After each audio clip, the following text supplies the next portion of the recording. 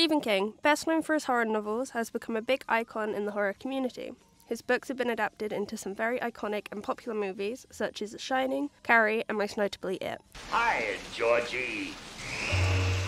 Today I'll be talking about the adaptation of It from 1990, directed by Tommy Lee Wallace, and the remake from 2017, directed by Andy Muschietti. I will be discussing how these films became extremely popular and how they rely on nostalgia, technology, and escapism within the audience, and how events during that time affected viewership.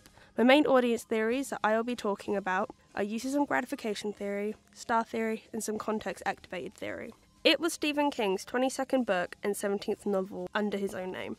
The story follows 7 kids who face an evil entity disguised as a clown that exploits their fears. This was released in 1986, and 4 years later, the first adaptation of It was released as a 2-part miniseries. The miniseries did surprisingly well despite the risks when it was released. The pre-airing reviews were mixed, and during the airing of the film, it was interrupted by coverage of George Bush's foreign trips. Even though it had some issues, it was ABC's biggest success in 1990, with 30 million viewers for the 2 parts. The remake of It, Part 1, in 2017 was very successful and became the highest-grossing R-rated horror movie and the second highest-grossing R-rated movie overall. Both parts were released in cinemas and did very well at the box office. It Part 1 made $701.8 million and Part 2 made $473.1 million. The nostalgia factor and technological advances definitely helped the success of the remake.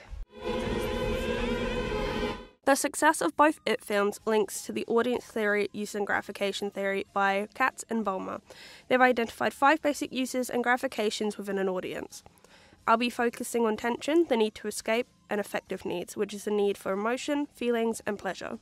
When it comes to watching horror movies, many people wonder why someone would choose to watch something scary and gruesome to pass time, while others go out their way to avoid it. In an article about the psychology of horror, the writers say that watching horror stimulates us negatively and positively. Watching a horror video simultaneously activates both types of stimulation, with most pleasure experienced at the most fearful moment. The biochemical inside our bodies also changes when we consume horror. Fright can trigger that release of adrenaline, resulting in heightening sensations and surging energy. The main reason for watching films is to create a reaction or feeling, and depending on the mood you're in or wanting to achieve would depend on the genre you'd watch. For example, if you want to cry, you would want to watch a sad movie like Marley and Me. Many people watch horrors to experience escapism and to live out an alternative world. Watching a horror would mean you could watch someone be chased down by a serial killer and not deal with the consequences. It's a way to experience dark themes and wonder about the human psyche without actually dealing with the traumatic events like a killer clown entity eating children every couple years. We as a human species are inherently curious, and having a film act out these events can please and satisfy us along with activating our imagination. I believe this is why It from 1990 did well, as people would be curious as to what kind of world it would be if this entity was real, and seeing it visually compared to the novel would be easier to escape to. But to also imagine what the world was like when John Wayne Gacy was around in the 1970s. I'll be talking more about Gacy later on.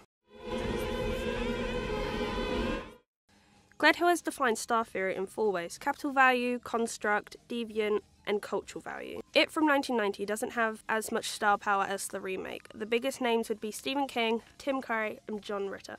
Stephen King is a big name and would bring many viewers to the film since he has a big reputation in the horror community, along with Tim Curry, who's best known for the Rocky Horror Show. People would be more intrigued to watch It if they enjoyed their other work and would increase viewership compared to if it was made with unknown actors. It 2017 had more star power with Finn Wolfhard, who became extremely popular from the show Stranger Things, which became Netflix's biggest show. Finn Wolfhard became the biggest child star because of Stranger Things, and It boosted his popularity even more. Bill Hader is an extremely popular and successful actor known for many roles and cameos. Due to his diverse work, such as voice acting in Inside Out and his work on SNL, he would have fans spanning from all different interests, which would make them more inclined to watch It as they've seen his work and are familiar with his acting. I look good. James McAvoy, known for his role in Split, also has a big following and would get viewers. The remake of It had more star power and even features Stephen King in the second part of It. Casting A-list stars definitely has helped many films become successful and proves it is a great way to promote and create big movies and shows.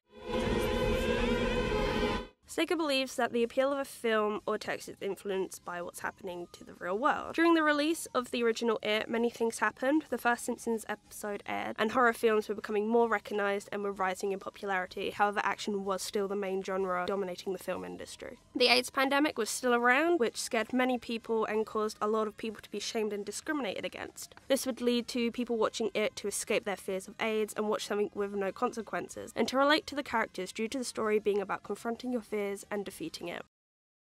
What scares children more than anything else in the world? And the answer was clown.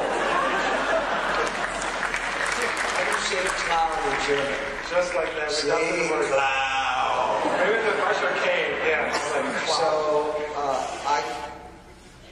I created Pennywise the Clown.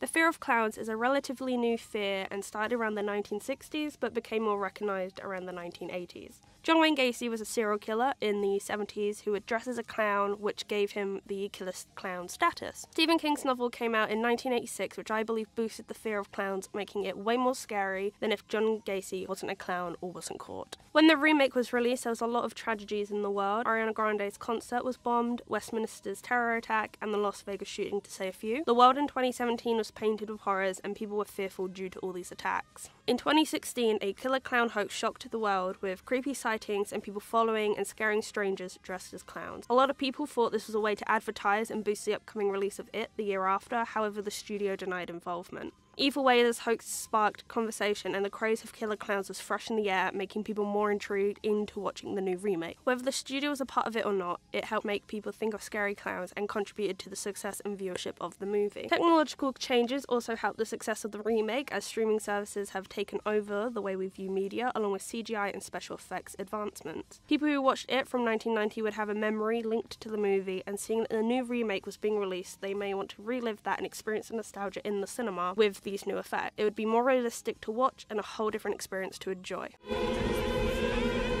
In conclusion, both movies are very successful for the eras they were released in and still hold up to this day. It 1990 holds loads of nostalgia with that generation due to Tim Curry's incredible and memorable performance, almost traumatizing an entire generation with his depiction of Pennywise. The remake lets them relive that experience with Skarsgård's amazing acting and more sinister and supernatural take, compared to Curry's more realistic take of a clown. Kiss me, fat boy. The new It introduces a new generation to this world. 2017's version became the biggest horror movie of all time, making it hugely successful, and shows that nostalgia is a very strong emotion that can truly help make a film successful. Hiya, Georgie.